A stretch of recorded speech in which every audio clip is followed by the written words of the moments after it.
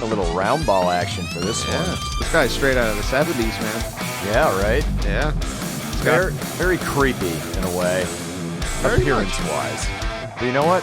Appearances can be deceiving.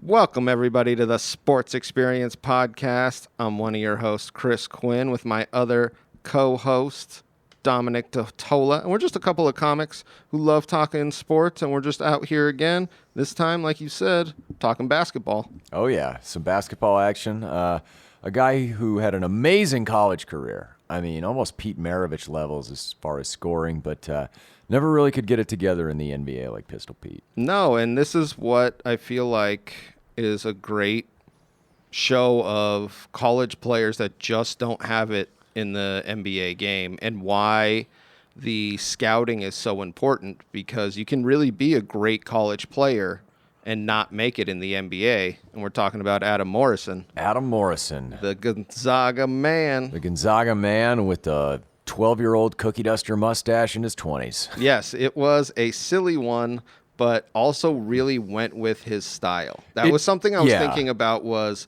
he definitely was readily identifiable on the court. Definitely marketable. I mean, even though you look like a 70s porn star, if you can shoot the basketball, people are going to notice who the fuck you are. Well, he had that old school basketball look, and he kind of had that old school basketball shot, if that makes sense. Because yeah, let's get into him. Yeah, let's get in. Born July 14th, 1984. Pardon me, July. No, it's July. I got 19th. Yeah, 19th. Yeah, it's sorry. All right. July 19th, 1984 in Glendive, Montana. Yep. His dad was a basketball coach, which makes a lot of sense. Yes, and we see him moving around a lot, but almost like military style. Yeah, I mean, particularly at the lower divisions in college, there's a lot of turnover as far as jobs, and you're chasing your dream. You're going to go anywhere to maybe take you to the next level. Because I saw Casper College in Wyoming, Dakota Wesleyan in South Dakota, Dawson Community College in Montana, where Glendive is. And by the time he's about 10, 11 years old, his dad's done coaching, and they're settling down there in the Pacific Northwest. Well, I find it interesting because I bet early in his life he didn't have a lot of close friends, but I bet basketball was always there for him, and it was something that he could just constantly go back to. Oh, yeah, no, I mean, all he needs is a hoop and a ball. Yep. I mean, granted, it'd be nice to play against other people, but, I bet. If you're pass the time, just pass the time. And So we get to him about 14, because this is where his life kind of takes a turn. He's at a basketball camp. I mean, this is something that's so obvious, that his dad is pushing him into basketball and just being... Well, he settled in Spokane, and he was Gonzaga's ball boy. Yep. And Gonzaga's in Spokane, so... Yep. Yeah. So at 14, at a basketball camp at Gonzaga, he said he was just like ridiculously sick and couldn't really figure it out, and was like weirdly sick. And when he got home, they went to the doctor, and the doctor found out that he had type 1 diabetes. Which is like fucked up. Yeah. To be 14 years old and have that happen. It said he had lost 30 pounds during that camp. Yep. And he said, I think I made one shot the whole 3 days. I was sicker than a dog. I didn't want to play. I couldn't do anything. Which a lot of people, I feel like this moment, especially when you're 14, 15, this moment happens in your life and you're like, all right, I guess I won't be playing basketball seriously anymore. You know what I mean? Like, yeah, I mean, like, it has to cross your mind, even though you're an adolescent. But one cool story I found out is a nurse was giving him insulin one day, and he's like, hey, show me how to do it, because I'm going to be doing this the rest of my life. Yeah. Which I think his attitude and mindset for this was perfectly suited to, leveling up in basketball and just leveling up in life in general, because, hey, he recognizes what he has isn't good. I mean, type 1 diabetes is fucking horrible. Yep. But, to be like, okay, well, how do I manage this so I can try and achieve a dream? I thought it was interesting, too. He talked about, especially when he was first diagnosed, there was kind of like this attitude that it hinders your ability to play sports. And he said always that if you have your type 1 diabetes under control, it doesn't hinder necessarily. If you have your insulin and necessary stuff to get your blood sugar and you're correct. Not, because you really have to be like it really has to be regimental for it to not mess with you, especially when you're exerting this much energy. And that's what he said. He was just like, I had to be on top of my diabetes all the time. And he really ended up having a great high school career. Yeah, I mean, he should have been the poster child instead of Wilford Brimley and saying, it's diabetes, not diabetes. Diabetes. Well, it's just interesting because he has a good high school career, but he's one of the most scouted, appreciated players. I think he was, and you can check this, I think he was not in the top 100. Yeah, he was the number 26 small forward. The 26 small forward, and this is so obvious because he ends up being the best small forward in college. And one of the guys who was doing the scouting said it was our biggest oversight. I don't know if you got that. Oh, yeah, I did. Yeah, the goal is to never to make a mistake of that magnitude again. Dave Tellep.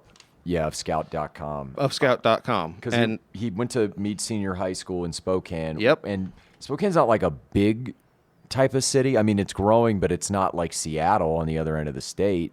And he just dominates his senior year. The last game they lost was the championship game. Yep. Where he scored 37 and was having seizures in the locker room, on the verge of seizures, and taking his insulin. Yeah.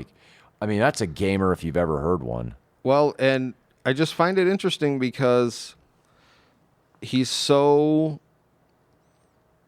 a unique player that when you look at him almost on film, you're like, yeah, this guy shouldn't be good. I feel like that's what people were seeing coming out of high school. Yeah. And Gonzaga, because he was an in-state guy, we're able to see him more than a lot of other people. We're like, no, this guy is a gamer. So, starting in the late 90s, Gonzaga started putting it all together as far as building a program. And what they were able to do was get a lot of these guys out west who weren't recruited by Pac-12 schools, or Pac-10, whatever the fuck they wanted to call them then. But they weren't heavily recruited. They didn't have many options. And Gonzaga's like, oh, no, you can come play for us. And what you see now is them making the NCAA final and being ranked in the top 10 every year based on how they built this program. Yes. And this is like a very good example of how they did it. And he goes to Gonzaga, and while he's not starting right away, he's playing right away. And playing in a way that you can tell he's going to be great. That was something that I saw they were talking about his freshman year because he averages like 11 points or something. Yeah. 11.4. And they were like, yeah, that's off the bench. So they were like... He's playing 20 minutes a game and Yes. he's averaging 11 points. It's pretty goddamn impressive. So they were like ready that next season to start running the offense through him. That's what everybody was saying at Gonzaga was like, okay, this is going to be our scorer hopefully for the next 3 years, however long he stays. And it's... because I'm fascinated with the type of player he is. Yeah, I mean, he's 6'8", about 200 pounds. Yep. Not like necessarily like a bulky dude, not overly athletic or anything. He doesn't have any great quickness, great lateral quickness, but he has a great step back shot, and he can shoot. He has this ability to create, which I feel like a lot of people kind of poo-poo at. Yeah, no, I mean, he's able to get the ball in the basket. Yes. And his basketball IQ makes up for a lot of, I won't even call them physical limitations because he's a D1 athlete, but a lot of the, advantages other opponents have. Yeah. So he's able to parlay this into an amazing sophomore season. He's averaging 19 a game, 5.5 rebounds, and West Coast Conference regular season title. The team wins, or he's all West Coast Conference first team. I mean, he's kicking ass. Yes. Basketball Times named him to the all West Coast team, which includes Pac-10 Mountain West players too. So, well, we see him be the star that everybody's hoping. Yeah. From that freshman year into the sophomore year, the excitement level at Gonzaga is big because, like you were saying, they're not a program that's known for winning, and now they come in and they start having a real team. And he's not cutting his hair. He looks like fucking Shaggy from Scooby-Doo with a bad mustache. But Gonzaga keeps winning. They keep kicking ass, and the program keeps improving. And his junior year is where it all comes together. Yes, this is one of the best. Well, what you were saying earlier, it's like a Pistol Pete style of scoring where they just throw the ball, they run the ball through him, the offense is run through him, and he has enough skill to where he can really score to think about this, because outside of Pistol Pete, not many people are averaging over 20 points a game. He almost averages 30 points on the season. Yeah, which is absolutely insane.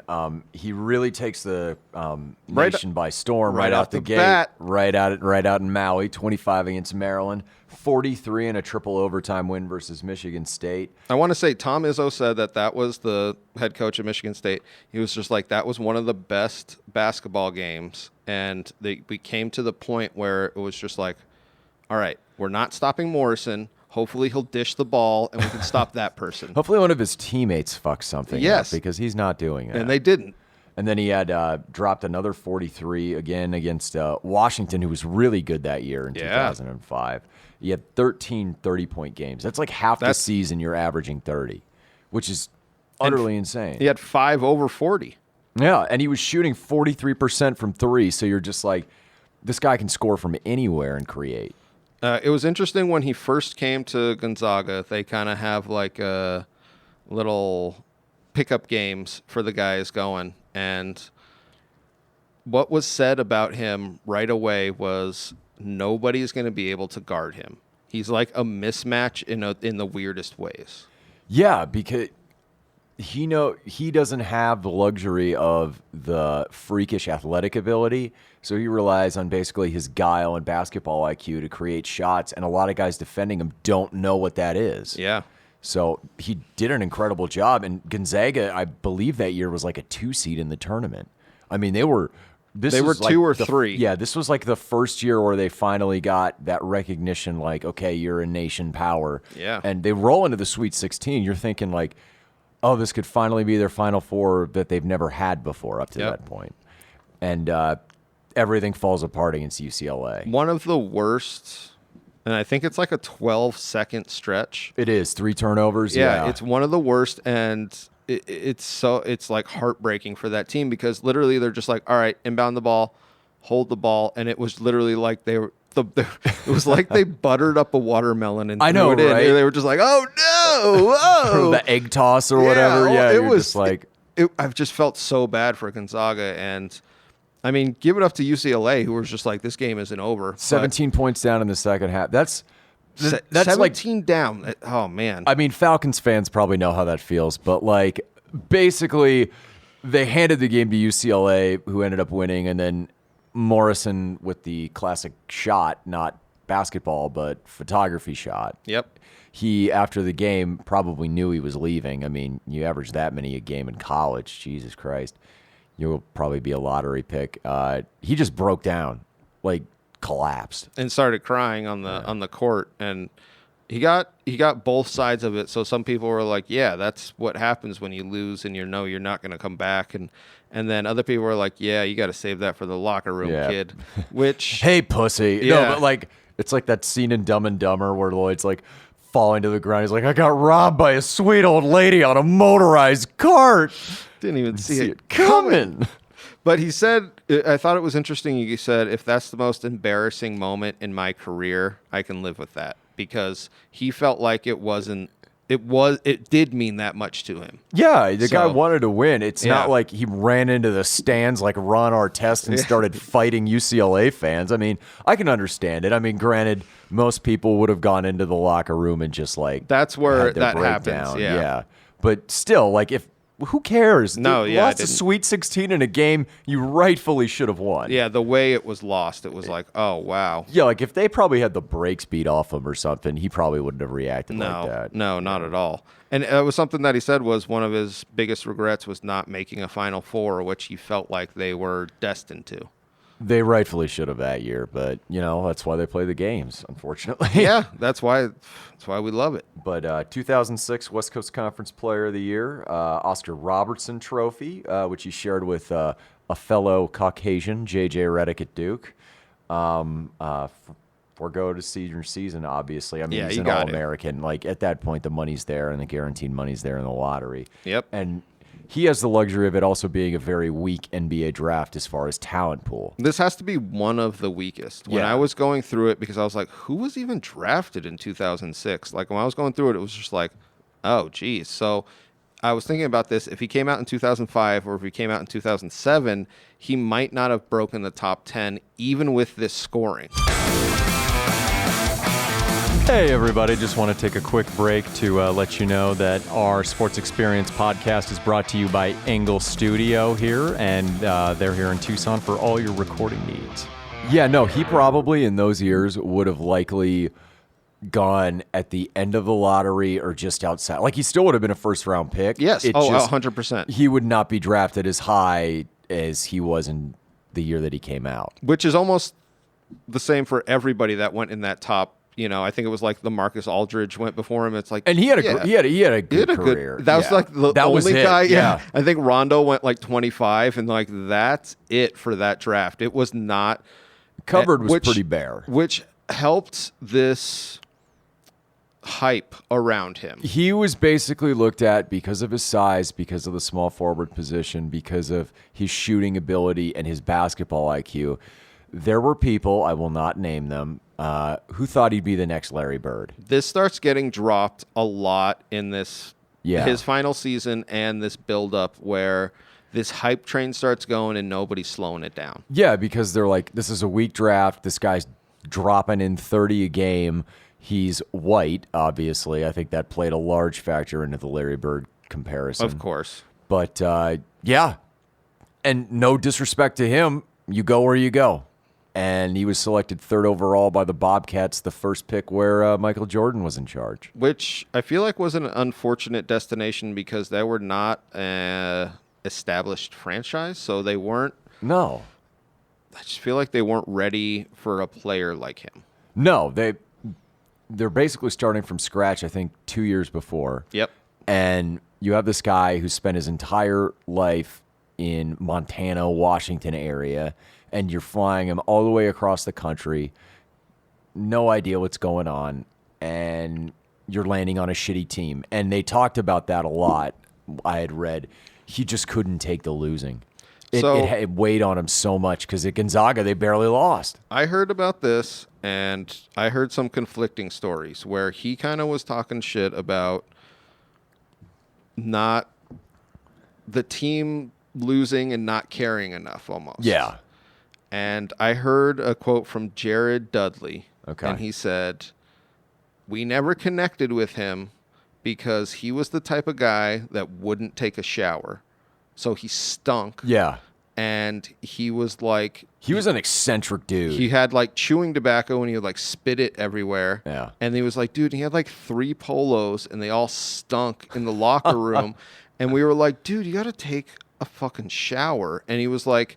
So right away, everybody was like, I don't even want to play with this guy because it's this interesting thing where you're on the sports team and you're like, the other team's like, what's up with your fucking guy over there, man? Right. Like, he smells. What is happening it's here? like, don't worry, we're Febrezing him tonight. Everything will be okay. I want to say this. Jared Wallace actually had, and this is what Dudley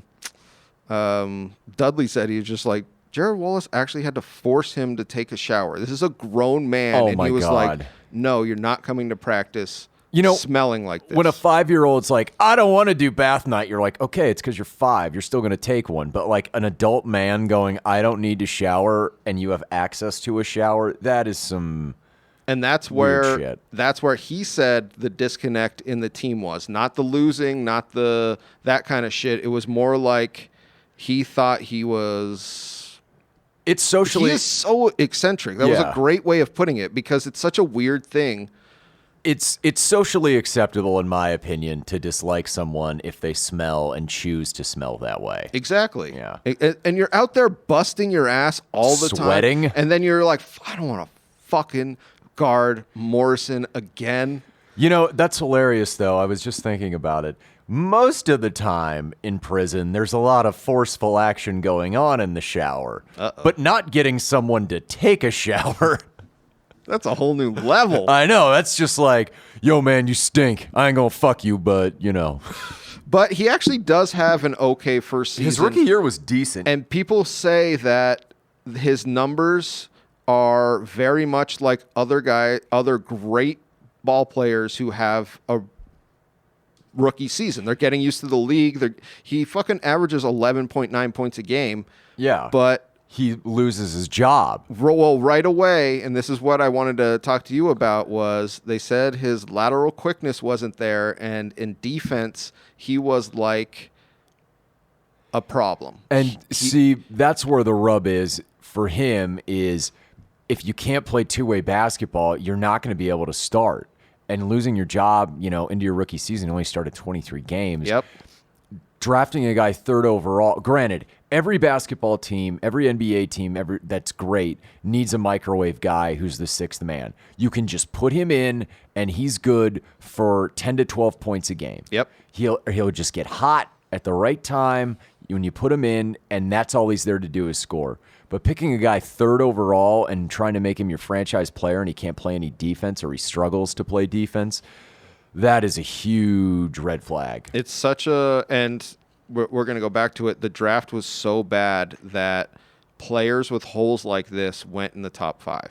Oh, easily. And that's what was so shitty for Charlotte at this point, because the thought was that he was going to become this 25 points a guy night, and it's just like, no, you just can't have him on the court. Same white trash mustache as Larry Bird, but he just couldn't do it. No, and that I think that's what led a lot of of his detractors to come out of the woodwork and be like, see, we kept telling you this. He played at a small school and dominated, but never broke through in the tournament.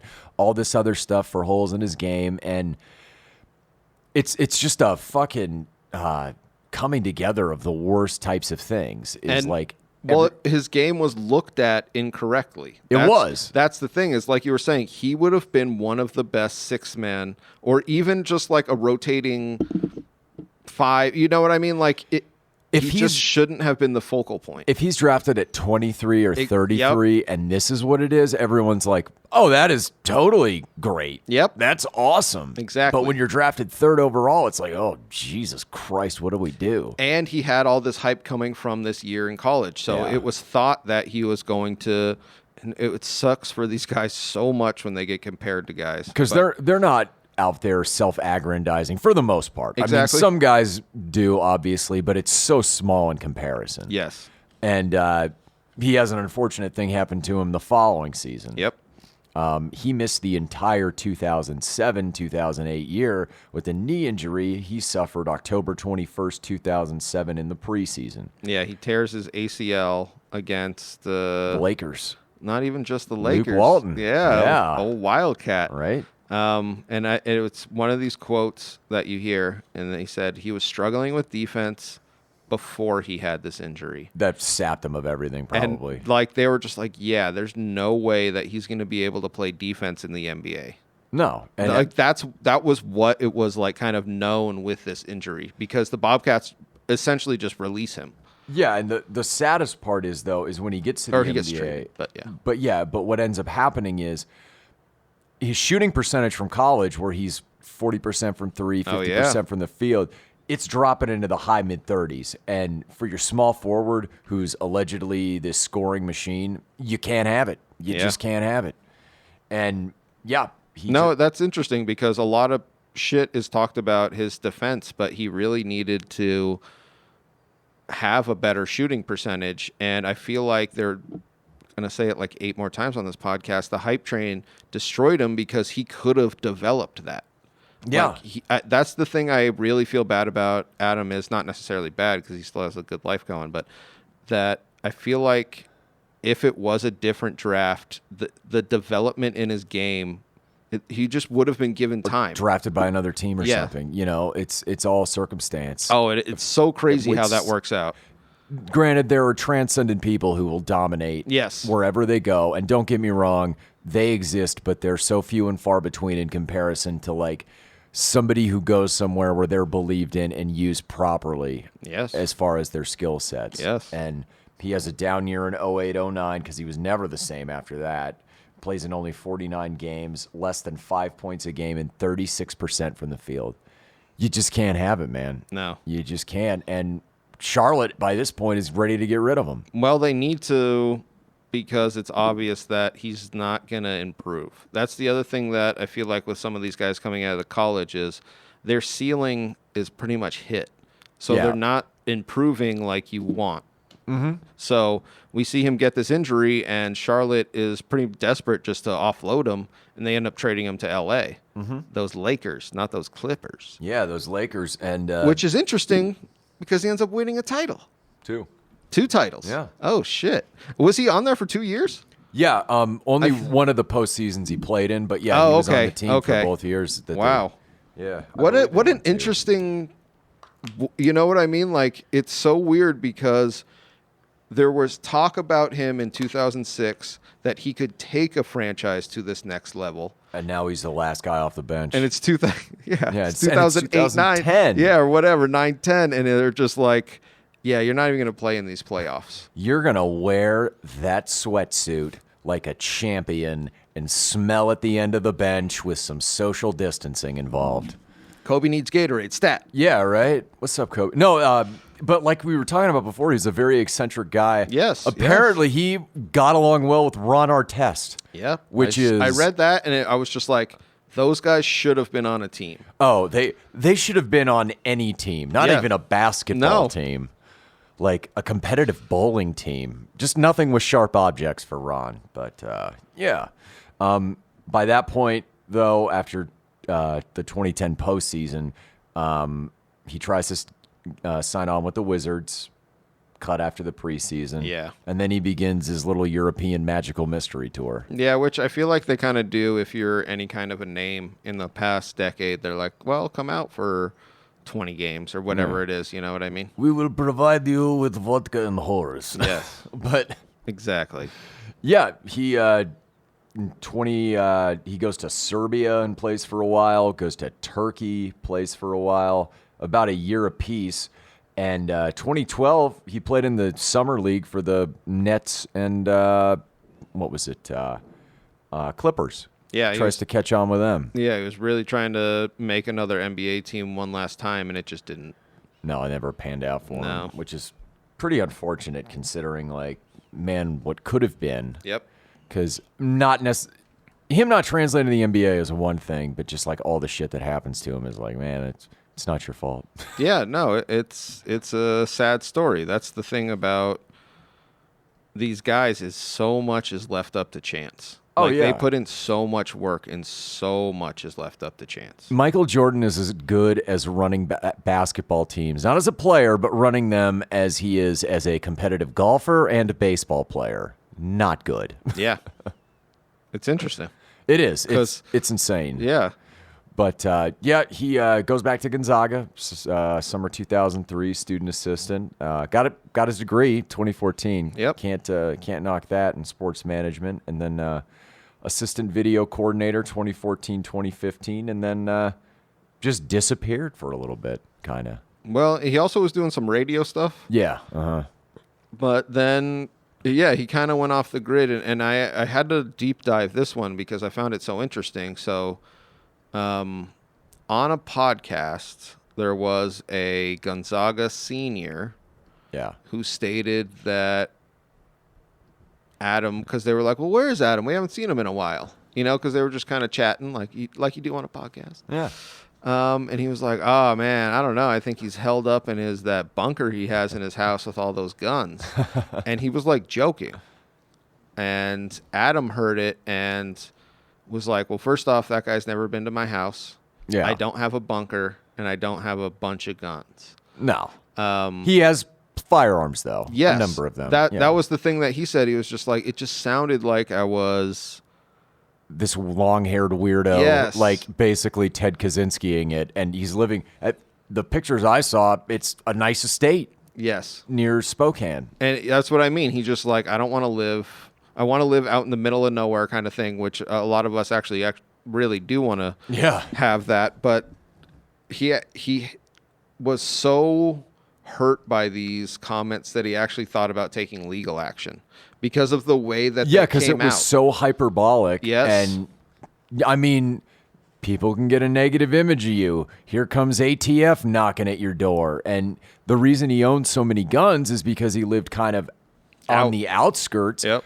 I think there was a break-in at his house or something. He's like, it took the cops 35 minutes to get here. Like, I'm not going through that again. So if I'm going to live out here, I'm going to protect myself. But that was the thing. I remember this. People were jumping on that article like, whoa, he's crazy, everybody. And that's the worst thing about media. It's just I know. They just do take it to your another level. research. But the cool thing is, though, is he lives a comfortable life. It's not like he went broke or anything. I mean, he made plenty of money playing in the NBA and is living his best life with his lady and his kids. That's something that I found to be interesting because I saw somebody say, do we think that his career was a failure? And somebody was just like, no, are you kidding? Like, he literally can do anything with the rest of his life. I think he has 3 kids and a longtime girlfriend because I think I read that he doesn't believe in marriage. Yeah, he doesn't believe in marriage. Good on you. I was going to say that's... all I can think of is the Stanhope bit where he's like, baby, we got a great thing going. Let's get the government involved. So funny. But it's perfect for him. And he'll forever be on that Gonzaga, Mount Rushmore. Yeah, it's almost like guys who dominated in college but just aren't able to do anything in the pros, like Tommy Frazier, like we did on the Nebraska one. Yes. He's a college football legend, but I don't even think he played down a professional football. So, yeah, Adam Morrison, everybody. Hey, everybody. This is just a stock message at the end of every episode. We hope you enjoyed whatever athlete and or team that episode was about. Just want to say, give us a quick follow on all social media. We have a YouTube channel, the Sports Experience Podcast, and we're on Instagram, DiTolla Dominic, and myself, C. Quinn Comedy. So give us a follow all around. We're always recording right here at Engle Studio. Thank you all very much.